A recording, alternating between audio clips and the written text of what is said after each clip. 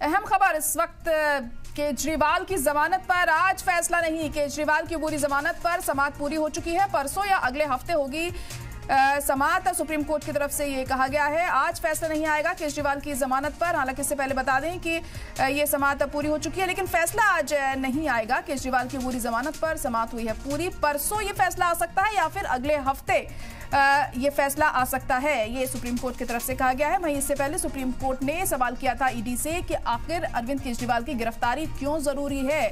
वो कोई आदतन मुजरिम नहीं है तो फिर उन्हें इस तरह से गिरफ्तार क्यों किया गया है। और तमाम दलीलें पेश की गई कोर्ट में ईडी के वकील की तरफ से और साथ ही साथ अरविंद केजरीवाल की तरफ से भी तमाम यहाँ पर दलीलें पेश की गई हैं। और अब देखिए जब ये फैसला आता है तो क्या राहत मिलती है अरविंद केजरीवाल को या नहीं, इस पर नजर टिकी होंगी। लेकिन फिलहाल इस वक्त की बड़ी और अहम खबर आपको बता रहे हैं कि केजरीवाल की जमानत पर आज फैसला नहीं लिया गया है। केजरीवाल की पूरी जमानत पर समाअत पूरी हो चुकी है हालांकि, मगर परसों या अगले हफ्ते इस पर फैसला हो सकता है। सुप्रीम कोर्ट की तरफ से यह बात सामने आई है। पूरी जमानत पर बंद चैम्बर में गौर व खौज किया गया। तो